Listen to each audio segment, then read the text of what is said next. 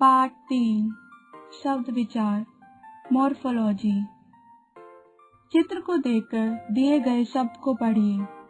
गुलाब इस शब्द का अर्थ है, अतः यह सार्थक शब्द है। अब इस शब्द को पढ़िए। लाबगु क्या इसका कोई अर्थ है?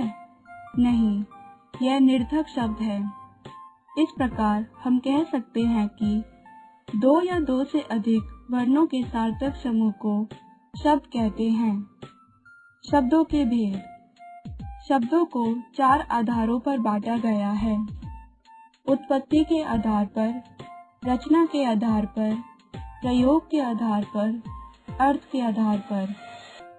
उत्पत्ति के आधार पर शब्द 4 प्रकार के होते हैं। तत्सम संस्कृत भाषा के जिन शब्दों को हिंदी में ज्यों का त्यों लिया गया है, उन्हें तत्सम शब्द कहते हैं। उदाहरण ग्रह, पत्र, हस्त, क्षेत्र आदि। तद्भव संस्कृत भाषा के जिन शब्दों का रूप बदलकर हिंदी में प्रयोग किया जाता है, उन्हें तद्भव शब्द कहते हैं। उदाहरण घी, दही, खेत, आग आदि। देशज संस्कृत भाषा को छोड़कर देश की अन्य भाषाओं से लिए गए शब्दों को देशज शब्द कहते हैं। उदाहरण खटिया, लोटा, झोला, पतीला आदि। विदेशी जिन शब्दों को दूसरे देशों की भाषाओं से लेकर प्रयोग में लाया जा रहा है, उन्हें विदेशी शब्द कहते हैं। उदाहरण ड्राइवर, कारीगर, आजादी, कैची, लीची आदि। रचना के आधार पर शब्द 3 प्रकार के होते हैं। रूढ़ जो शब्द टुकड़े करने पर कोई अर्थ प्रकट नहीं करते, अर्थात जिनके टुकड़े नहीं किए जा सकते, उन्हें रूढ़ शब्द कहते हैं। उदाहरण कल, घर, आँख, पानी आदि। यौगिक जो शब्द 2 या 2 से अधिक शब्दों के मेल से बने हो और जिनके टुकड़े करने पर टुकड़ों का कोई विशेष अर्थ हो, उन्हें यौगिक शब्द कहते हैं। उदाहरण हिमालय, हिम जमा आलय। सुपुत्र, सु जमा पुत्र। चाय वाला, चाय जमा वाला। योग रूढ़ जो शब्द 2 या 2 से अधिक शब्दों के योग से बनते हैं और किसी विशेष अर्थ को प्रकट करते हैं, उन्हें योग रूढ़ शब्द कहते हैं। उदाहरण जलज, जल जमा ज, जल में उत्पन्न होने वाला अर्थात कमल। दशानन, दश जमा आनन, 10 सिर वाला अर्थात रावण। इस प्रकार जलज शब्द कमल के लिए तथा दशानन शब्द रावण के लिए रूढ़ हो गया है, अतः ये योग रूढ़ शब्द है। प्रयोग के आधार पर शब्द 2 प्रकार के होते हैं। विकारी जो शब्द लिंग, वचन, काल आदि के कारण अपना रूप बदल लेते हैं, उन्हें विकारी शब्द कहते हैं। संज्ञा, सर्वनाम, विशेषण तथा क्रिया शब्द विकारी होते हैं। उदाहरण लड़का, पत्ता, वह, वे, काला आदि। अविकारी जो शब्द लिंग, वचन, काल आदि के कारण अपना रूप नहीं बदलते, उन्हें अविकारी शब्द कहते हैं।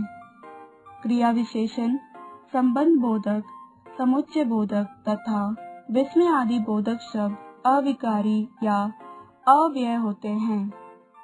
उदाहरण धीरे धीरे, ओ, अरे, हाय आदि। अर्थ के आधार पर शब्द 2 प्रकार के होते हैं। सार्थक शब्द वे शब्द जिनका अर्थ स्पष्ट हो, सार्थक शब्द कहलाते हैं। जैसे पर्वत, नदी, आँख, मकान आदि। निर्थक शब्द कुछ शब्दों का भाषा में प्रयोग तो होता है, परंतु उनका कोई अर्थ नहीं होता। ऐसे शब्द निर्थक शब्द हैं। जैसे सुनील में हिम्मत विम्मत नहीं है। राजू खाना वाना खा लो। शब्द रचना। यौगिक शब्द बनाने के लिए कुछ शब्दांशों का प्रयोग करते हैं। ये शब्दांश मूल शब्द के आगे या पीछे लगकर उसे नया अर्थ प्रदान करते हैं। इन्हें उपसर्ग तथा प्रत्यय कहते हैं। उपसर्ग प्रेफिक्स। ये शब्द देखिए। सु जमा पुत्र, सुपुत्र। वी जमा योग, वियोग। आपने देखा कि सु और वी लगाकर पुत्र और योग का नया शब्द बन गया। सु और वी का अपने आप में कोई अर्थ नहीं है, क्योंकि ये तो शब्दांश है, परंतु शब्द में जुड़कर नया अर्थ दे रहे हैं। अतः नया शब्द बनने पर इनका अर्थ निकल कर आता है। जैसे सु का अर्थ अच्छा और वी का अर्थ अलग होना निकल रहा है। इन्हें उपसर्ग कहते हैं। ये शब्द के पहले जुड़ते हैं। जो शब्दांश शब्द के पहले जुड़कर उसे नया अर्थ देते हैं, उन्हें उपसर्ग कहते हैं। कुछ उपसर्ग इस प्रकार है। उपसर्ग अर्थ उदाहरण। कु बुरा, कुपुत्र, कुयोग, कुपात्र। प्र अधिक, प्रबल, प्रलय, प्रसिद्ध। वि विशेष, अलगाव, वियोग, विनायक, विमल। स अच्छा, सहित, सपूत, सहित, सजीव। सु श्रेष्ठ, अच्छा। सुपुत्र, सुयोग, सुपात्र। बे बिना, बेनाम, बेहोश, बेईमान। प्रत्यय सफिक्स। ये वे शब्दांश हैं जिनका अपने आप में तो कोई अर्थ नहीं है, परंतु शब्द के अंत में जुड़कर उसका रूप बदल देते हैं। इन्हें प्रत्यय कहते हैं। इनसे शब्द का भाव बदल जाता है। जैसे सुंदर जमा ता, सुंदरता। सुख जमा आ, सूखा। इस प्रकार जो शब्दांश शब्द के अंत में जुड़कर उसे एक नया रूप प्रदान करे, वे प्रत्यय कहलाते हैं। कुछ प्रत्यय इस प्रकार है। प्रत्यय उदाहरण। आ खेला, सोचा, देखा। ई खुशी, खिली, नमी। कर सोकर, पीकर, नहाकर। ना सोना, पीना, नहाना। आई बुराई, मिठाई, ऊंचाई। हमने समझा और सीखा। वर्णों के सार्थक समूह को शब्द कहते हैं।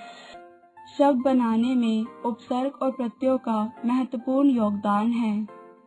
उपसर्ग शब्द से पहले लगते हैं और प्रत्यय शब्द के अंत में लगते हैं।